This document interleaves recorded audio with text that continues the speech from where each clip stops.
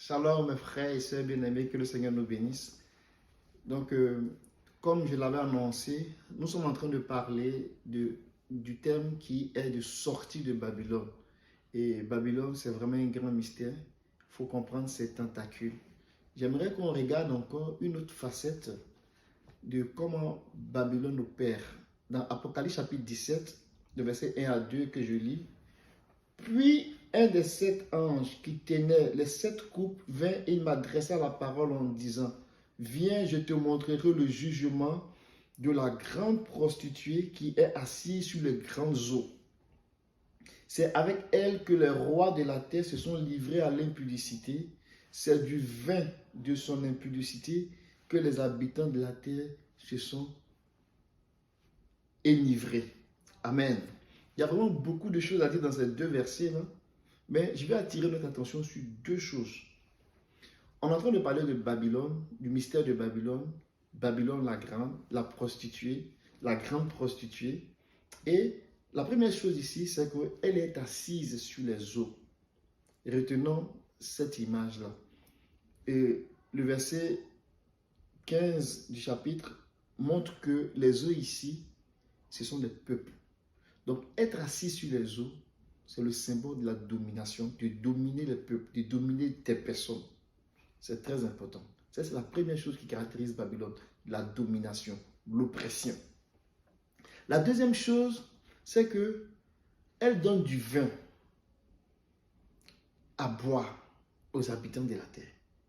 Et ce vin-là, c'est une substance nocive. Quand tu bois ce vin, tu perds la tête. Quand tu bois ce vin, tu es incapable de comprendre les choses. Ça te rend quasiment fou. Tu n'es pas capable d'apprécier les choses de Dieu. Donc, Babylone va agir par l'oppression, par la domination, et Babylone va agir aussi par la confusion à partir de son vin. Donc, quand elle va donner le vin, elle va amener les gens à perdre la tête. Mais ce vin n'est pas un simple vin qui va enivrer, qui va faire que les gens seront dans l'ivresse. Mais ce vin-là aussi, il a une substance mortelle. Donc, on va regarder ces deux passages dans les Écritures pour expliquer un peu ces deux dimensions très, très nuisibles que Babylone utilise pour détruire le peuple de Dieu. Donc, regardons dans Jérémie 50, qui nous parle de l'oppression, le verset 17. Jérémie 50, le verset 17, nous parle de comment Babylone oppresse, comment Babylone détruit. Israël est une brebis égarée que les lions ont chassée. Le roi d'Assyrie l'a dévoré le premier et ce dernier lui a brisé les os. Nebuchadnezzar, roi de Babylone. Donc, il y a vraiment un mystère. Mon objectif ici, c'est de vous donner juste des grandes lignes. Et lors de la conférence, du direct que nous organisons à la mi-août, nous parlerons, par la grâce de Dieu, à travers les serviteurs de Dieu, de ce sujet-là, sous d'autres angles, où nous donnerons encore beaucoup plus de détails.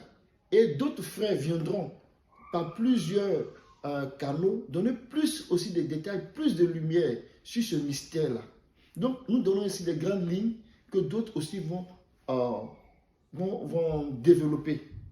Donc, dans Jérémie 50, le verset 17, on nous dit que Israël a été pourchassé et le premier à dévorer la chair, c'était le roi d'Assyrie. Et le dernier à briser les os, c'était le roi de Babylone.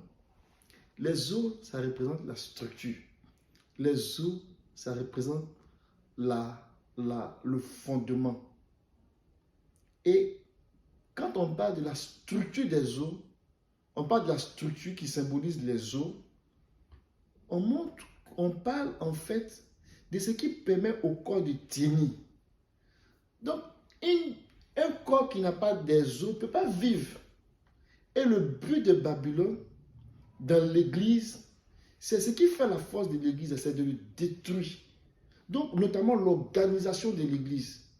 Donc, Babylone est rentrée dans l'église Et la façon dont le Seigneur avait organisé l'église, elle a mis cette organisation-là de côté.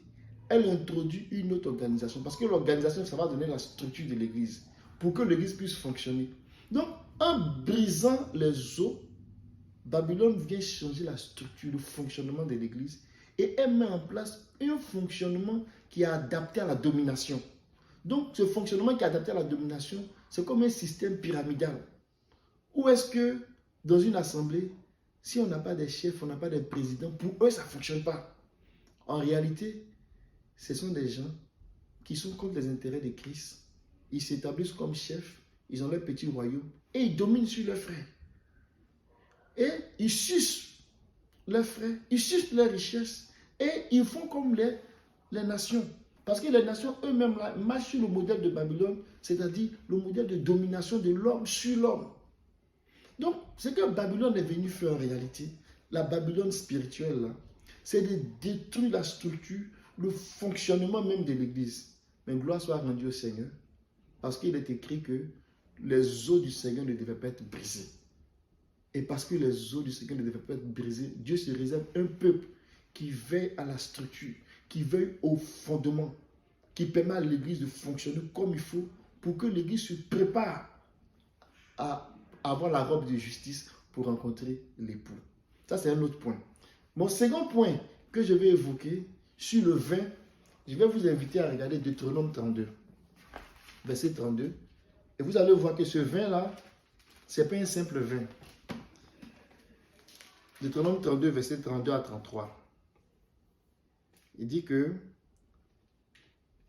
mais leur vigne est du plan de Sodome et du territoire de Gomorrhe. Leurs raisins sont des raisins empoisonnés. Leurs grappes sont amères. Leur vin, c'est le vin des serpents, le poison cruel des aspics. En fait, le vin que Babylone donne pour étourdir, pour enivrer la communauté chrétienne, c'est un vin d'empoisonnement que l'ennemi, que Satan, il donne pour ne pas que les chrétiens puissent réaliser pleinement le travail du Seigneur. Oh mes bien-aimés, j'aimerais vraiment que vous me compreniez. Le vin que Babylone donne, là, ce n'est pas juste un vin d'ivresse, mais c'est un poison. C'est un venin. C'est le venin du dragon. Ce qui sort de la bouche du dragon, là, c'est ça qui est le vin mortel qui enivre.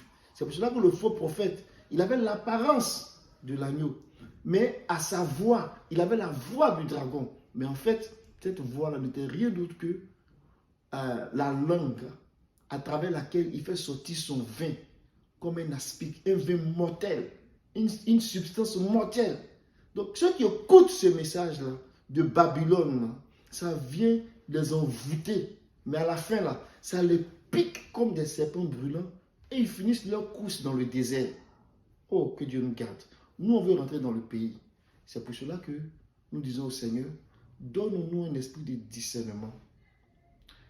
Donne-nous le Urim et le Thummim pour distinguer le vrai du faux. Donne-nous, Seigneur, la parole de la justice pour que nous puissions identifier tout ce qui est stratagème de Satan et rentrer pleinement dans la volonté du Seigneur. Que le Seigneur nous bénisse.